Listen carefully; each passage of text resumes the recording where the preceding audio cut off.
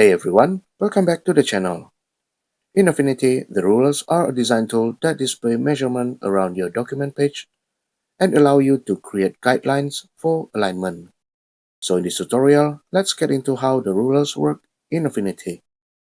To enable and disable the rulers, I can go to View in the top menu, then Show, and click Rulers. Or I can right-click on the pasteboard and select Show Rulers. Or I can also press Ctrl R on Windows or Command R on Mac.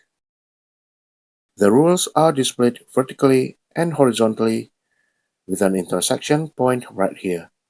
This intersection point is called the spread origin or the ruler origin.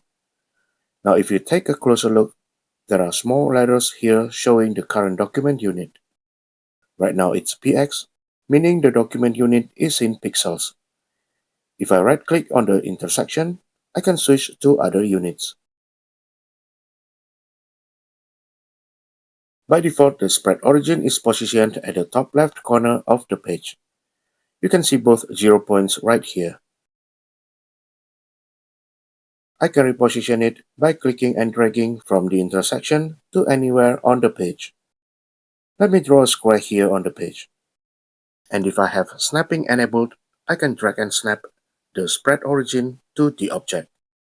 You can see both 0 points are repositioned here.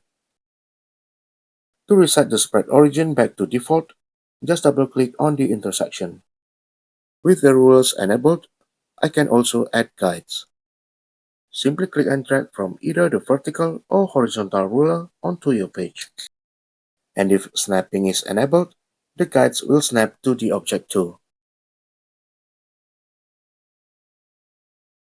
I can toggle the guides on and off by going to View, Show, and clicking Guides.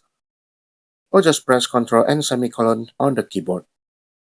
I can also lock the guides by going to View and clicking Lock Guides. Go back and click it once more to unlock.